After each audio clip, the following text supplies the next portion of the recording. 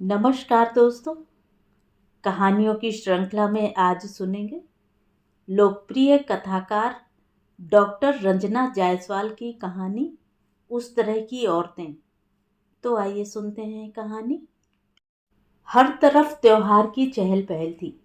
दुकानें पिचकारियों, टोपियों और रंगों से भरे पड़े थे। कभी कभी सोचती हूँ, ये त्योहार क्यों आते हैं।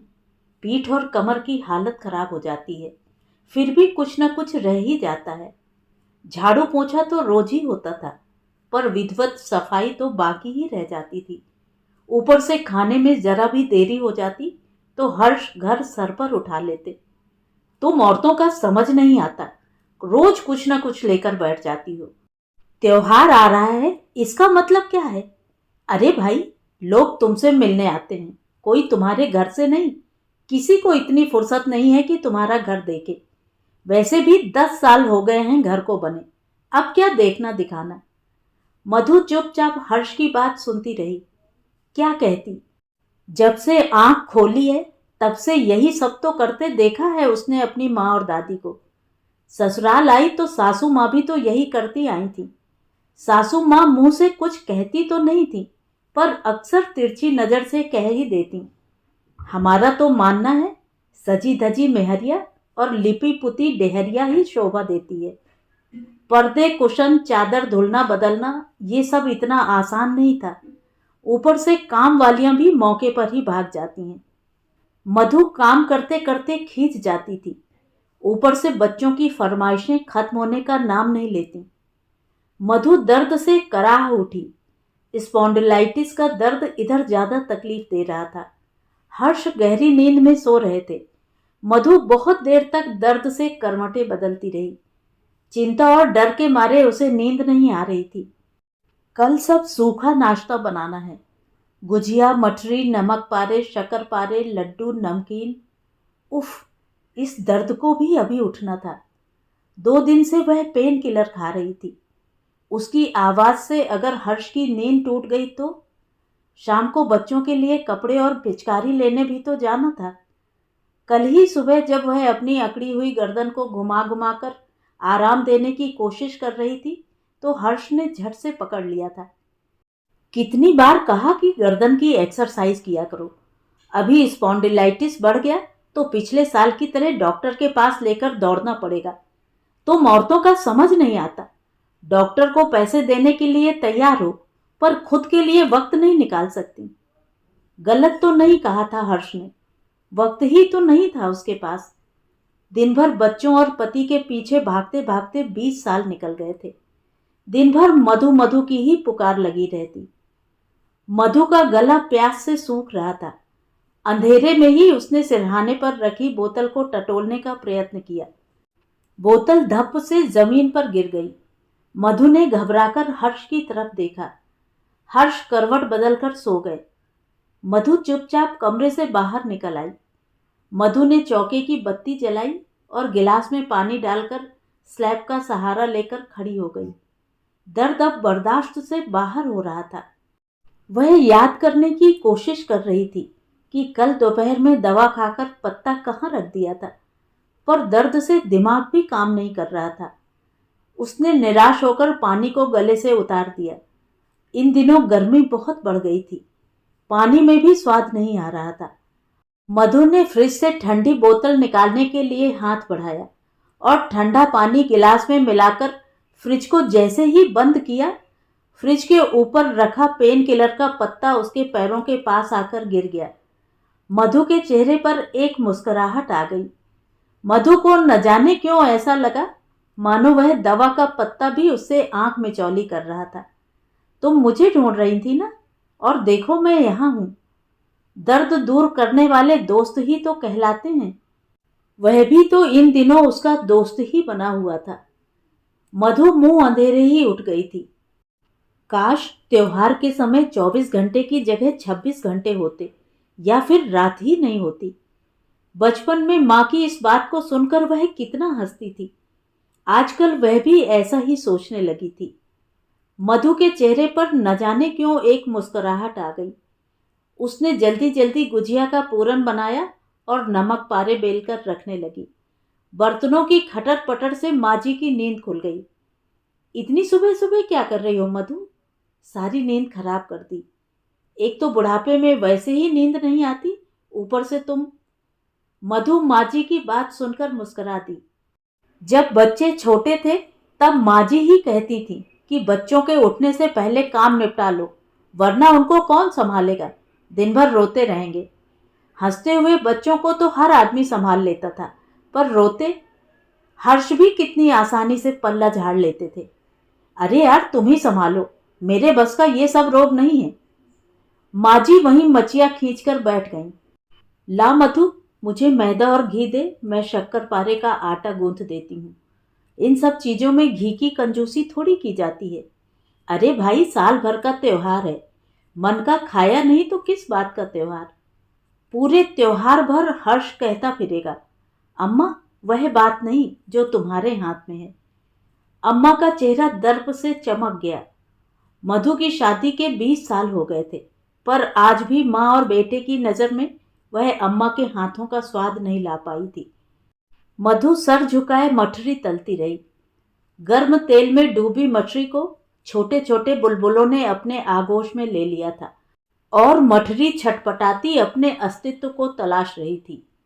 कहीं ना कहीं उस गर्म तेल में उसका दम घुट रहा था। आखिरकार उसने उन वर्जनाओं से लड़ते हुए अपने अस्तित्व को ढूंढ लिया और अपनी परिस्थितियों से जूझते तपकर सुनहरे रंग में तब्दील होकर ऊपर आ गई। मधु का जीवन भी कुछ ऐसा ही तो था। उम्मीद की आंच पर सीजते सपनों को वह मायके की देहरी पर कब का छोड़ आई थी। मन की अटरिया की अलगनी पर उसने ख्वाबों को कब का टांग दिया था, और वह ख्वाब वक्त के साथ गिरते टूटते रहे, और वह उन ख्वाबों की किरचों को इकट्ठा कर फिर एक नया ख्वाब बुन लेती। चौके की खटर पटर से धीरे धीरे सबकी नींद खुल गई। हर्ष आंख मलते मलते चौके तक आ गए। क्या यार, चैन से सोने भी नहीं देती। अम्मा तुम भी ना। अरे कुछ नहीं, बहू अकेले कर रही थी, सोचा हाथ बटा दूं। मधु ने झट से चाय चढ़ा दी। धीरे धीरे बच्चे भी जग जाएंगे। उनका दूध नाश्ता अभी तो पूरा दिन बचा था। दिन भर कोई ना कोई फरमाइशी कार्यक्रम लगा ही रहेगा। और अम्मा, क्या क्या बन रहा है? वही हर साल की तरह छोला, कस्टर्ड और दही बड़ा। मधु चुपचाप बड़ी देर से माँ बेटे का वार्तालाप सुन रही थी। उससे रहा नहीं गया। माँ जी, इतना सब कुछ तो बना रही हूँ, वैसे भी आजकल कोई आता जाता भी नहीं। आता जाता नहीं, इसका क्या मतलब? हम लोग हैं, बच्चे हैं, नौकर चाकर हैं। साल भर का त्योहार है, ऐसे ही थोड़े किसी को खाली हाथ विदा कर देंगे। आजकल जरा सा काम बढ़े तो लड़कियों का हाथ पैर फूल जाता है। हमारे जमाने में 3-3 देवरानी जेठानी का परिवार, कनस्तर भर गुजिया बनती थी, भगोना भर भर के दही बड़ा। यहाँ तो वही बन रहा है जो हम बनाते थे। कौन सी नई चीज बन जाती है? मधु आश्चर्य से माँ जी का चेहरा देख रही थी। 1.5 हफ्ते से पापड़, चिप्स और बड़ियां बना रही थी, फिर भी उनकी आंखों में उसके लिए एक संदेह, एक प्रश्न तैर रहा था। मन न जाने क्यों खट्टा हो गया। भाभी, भाभी, कहाँ हैं आप? ये तो अनुषा की आवाज़ है। इतनी सुबह? क्या हो गया, सब ठीक तो है ना? मधु अभी सोच ही रही थी कि अनुषा चौके की खिड़की तक पहुंच गई। भाभी, विनीत आज ऑफिस से जल्दी आ जाएंगे, मुझे शायद थोड़ी देर हो जाए। ये चाबी रख लीजिए, आ जाएं तो दे दीजिएगा। मधु के चेहरे पर एक सहज मुस्कान आ गई। क्या कर रही हैं भाभी? बस वही सब, होली की तैयारी। गुजिया बन गई तुम्हारी? बाप रे, ये सब मेरे बस का नहीं है भाभी। वैसे भी समय कहाँ है मेरे पास, नौकरी से फुर्सत ही नहीं। फिर भी कुछ तो, कोई आए जाएगा तो क्या खिलाओगी? मार्केट में सब कुछ मिलता है, कौन करेगा ये सब झंझट। अच्छा भाभी, मैं चलती हूँ, ऑफिस के लिए देर हो रही है। अनुषा मधु को उसके विचारों के साथ जूझने के लिए अकेला छोड़कर आगे बढ़ गई। माँ जी की बड़बड़ाहट से मधु की तंद्रा टूटी। इस तरह की औरतों से तो भगवान बचाए। अपना घर तो ठीक से बसा नहीं पाती, दूसरों का न जाने कब तोड़ दें। इस तरह की औरतें। अनुषा एक मल्टीनेशनल कंपनी में काम करती थी, तेज तर्रार और बिंदास। घर और घर वालों को उसने अपनी सहूलियत के हिसाब से ढाल रखा था, ऐसा माँ जी का मानना था। जोरू कमा के लाती है तो क्या सर पर बैठा कर रखेंगे? अरे रोज ना सही, कम से कम 30 त्योहार के दिन तो ढंग के कपड़े पहन ले। साल भर का त्योहार है, कम से कम कुछ तो पकवान बना ले। इन जैसी औरतों के कारण ही बाजार वालों की चांदी है, कुछ करना ही नहीं चाहती। मधु सोच रही थी, घर की खुशी के लिए वह अपनी खुशी कब का भूल चुकी थी, पर फिर भी वह किसी को खुश नहीं कर पाई थी। कम से कम कोई तो अपनी खुशी के साथ जी ले। दिल में घुमड़ते विचारों को उसने नल के तेज धार में बहा दिया और हमेशा की तरह सब कुछ भूलकर काम में लग गई। सुबह से एक पल की भी फुर्सत नहीं मिली थी। हर्ष गुस्से में चौके में 2-3 बार चक्कर मार चुके थे। मैडम, आप शायद भूल गई हैं, आज ही बाजार जाना है, पर आपको तो फुर्सत ही नहीं। तुम औरतों का कुछ समझ नहीं आता, पहले से ही तय था, पर फिर भी। हर्ष से बहस करने का कोई फायदा नहीं था। मधु ने जल्दी से साड़ी की प्लीट्स ठीक की और शीशे पर एक भरपूर नजर डाली। दर्द में गुजरी रात की झलक चेहरे पर साफ दिख रही थी। वह चुपचाप गाड़ी में आकर बैठ गई। चारों तरफ नरमुंड ही नरमुंड थे। ऐसा लग रहा था मानो सारा शहर ही घरों को छोड़कर सड़क पर उतर आया हो। हर्ष लगातार बड़बड़ा रहे थे, कह रहा था समय से निकलो, पर नहीं, देखो कितनी भीड़ हो गई है, सड़क पर गाड़ी चलाना तक मुश्किल हो गया है। मधु चुपचाप सुनती रही। जब इंसान सब कुछ समझ कर भी न समझे तो उसे समझाने से क्या फायदा। गाड़ी सड़क पर रेंग रही थी। चौराहा पार करते करते 2 बार लाल बत्ती हो गई। मधु की नजर बाजार की तरफ ही चिपकी हुई थी। कहीं ना कहीं घर से बाहर निकलकर वह राहत महसूस कर रही थी। कुछ देर के लिए ही सही, वह घर गृहस्थी से दूर खुले आसमान में सांस ले पा रही थी। चौराहे से कुछ पहले रंग बिरंगे कपड़ों में कई सुंदर लड़कियां खड़ी थीं। नए फैशन में कटे हुए बाल, चेहरे पर भारी मेकअप और सुडौल काया किसी का भी ध्यान खींचने के लिए पर्याप्त थी। मधु बड़े ध्यान से उन्हें देख रही थी। हर्ष, उन लड़कियों को देखिए, कितनी सुंदर हैं। न जाने क्यों हर्ष के चेहरे पर एक झुंझलाहट आ गई। तुम भी ना कुछ समझती नहीं। मधु आश्चर्य से हर्ष को देख रही थी। इसमें समझने जैसा क्या है? मधु, ये उस टाइप की औरतें हैं। उस टाइप मतलब? तुम तो कुछ समझती नहीं। दुनिया से छुपाने के लिए कहीं नौकरी कर लेंगी और फिर इनके पैंतरेबाजी तुम नहीं समझोगी। हर्ष जैसे समझदार व्यक्ति की इस तरह की सोच। सच कहा है किसी ने, सभी को स्त्री सीता जैसी ही चाहिए, पर क्या उसे बुद्ध जैसा नहीं होना चाहिए? पर स्त्री बुद्ध नहीं हो सकती, क्योंकि अगर वह बुद्ध की तरह अपने दुधमुहे संतान और पति को छोड़कर आधी रात को घर से निकल जाए तो वह कुलक्षणी कहलाएगी। तब कभी समाज ये जानने का प्रयास नहीं करता कि हो सकता है वह खुद की तलाश करने निकली होगी। बुद्ध वन से लौटते हैं तो वह महात्मा हो जाते हैं और स्त्री लौटे तो कलंकित। खुद को पवित्र साबित करने के लिए उसे न जाने कितनी अग्नि परीक्षा देनी होती है। मधु बाजार से लौट आई, हाथों में सामान के पैकेट के साथ खुद को संभालती मधु सोच रही थी, कितना फर्क था हर्ष और मधु के लौटने में। हर्ष लौटे थे बैठक में, डाइनिंग टेबल पर, फिर नींद के कमरे में, पर वह लौटी थी पूरे घर के लिए, बच्चों की भूख में, माँ जी की रात की दवाई में। बस नहीं लौटी थी अपनी आंखों में भरपेट नींद लेकर। आखिर उसे सुबह के ढेर सारे अधूरे कामों की चिंताओं के लिए लौटना ही था। पूरा घर गहरी नींद में सो रहा था और वह चौके में सधे हाथों से काम निपटा रही थी कि कहीं उसकी एक आवाज से किसी की नींद न टूट जाए। मधु चुपचाप आंखें बंद कर जमीन पर बैठ गई। वो सोच रही थी, स्त्री अपने एकांत में ही स्त्री होती है, बाकी समय वह केवल संबंध होती है। चारों तरफ होली का हुड़दंग मचा हुआ था। उसने जल्दी जल्दी नहा धोकर भगवान को भोग लगाया और माँ जी के पैरों में चुटकी भर अबीर लगाकर होली की शुभकामनाएं दी। बच्चे बड़े सवेरे ही उठ गए थे। हर्ष बालकनी में बच्चों के लिए बाल्टी में रंग घोल रहे थे। मधु ने पीछे से आकर हर्ष के गालों पर गुलाल लगा दिया और अपनी इस उपलब्धि पर वह खिलखिलाकर हंस पड़ी।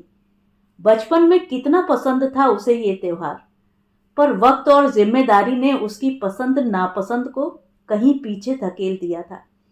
हर्ष की आंखों में भगवा छाया हुआ था। उसने मधु को पकड़कर अबीर से सराबोर कर दिया। ना करते हुए भी वह पूरी तरह से रंग में डूब चुकी थी, अबीर के रंग में या शायद हर्ष के प्रेम के रंग में। तभी पड़ोस से किसी के खिलखिलाने की आवाज सुनाई पड़ी।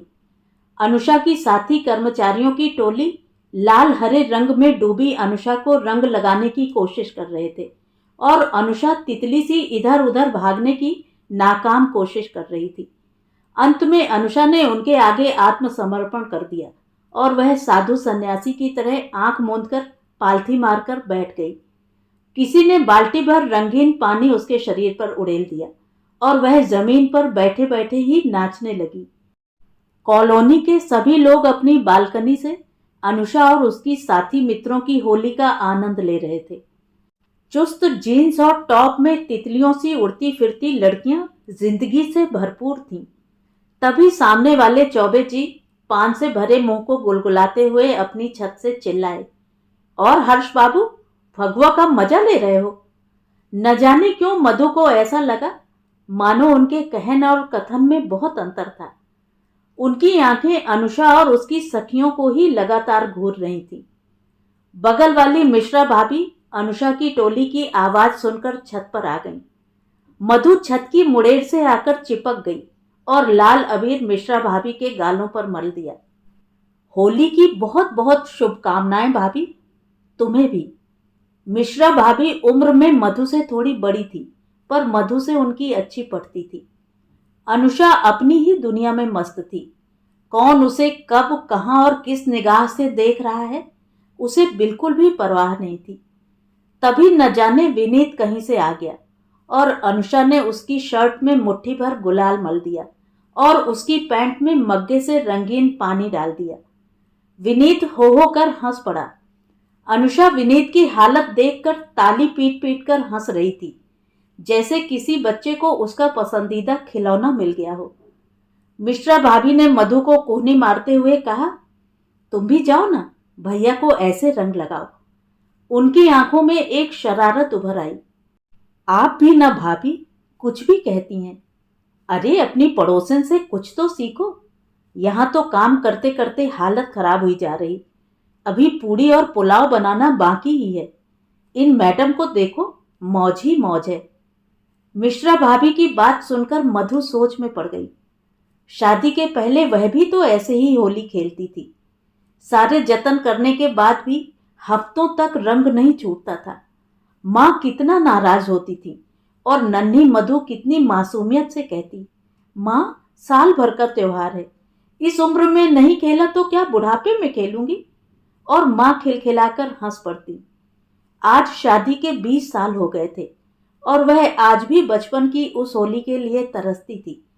अगर कोई जिंदगी को भरपूर जीना चाहे तो उसमें गलत क्या है? हम जीवन भर दूसरों की खुशियों के लिए जीते रहते हैं, पर खुद के लिए जीना हम कब शुरू करेंगे? मधु क्या कर रही हो? अरे जल्दी से रंग धो लो, वरना सारी पूरी कचौड़ी खराब हो जाएगी। माजी की आवाज सुनकर उसकी तंद्रा टूट गई। अनुषा की आवाज को सुनकर माजी भी बालकनी में आ गई थी। अनुषा ने अपने लॉन से ही चिल्लाकर कहा, आंटी हैप्पी होली। माजी के चेहरे पर व्यंग्यात्मक मुस्कान आ गई। वो धीरे से बुनबुनाई, इस तरह की औरतें कभी सुधर नहीं सकती। तो ये थी कहानी। कहानी आपको कैसी लगी कमेंट करके ज़रूर बताएं।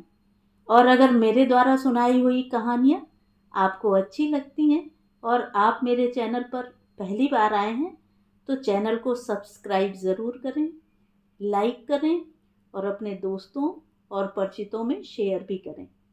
बेल आइकन दबाना बिल्कुल भी ना भूलें। धन्यवाद।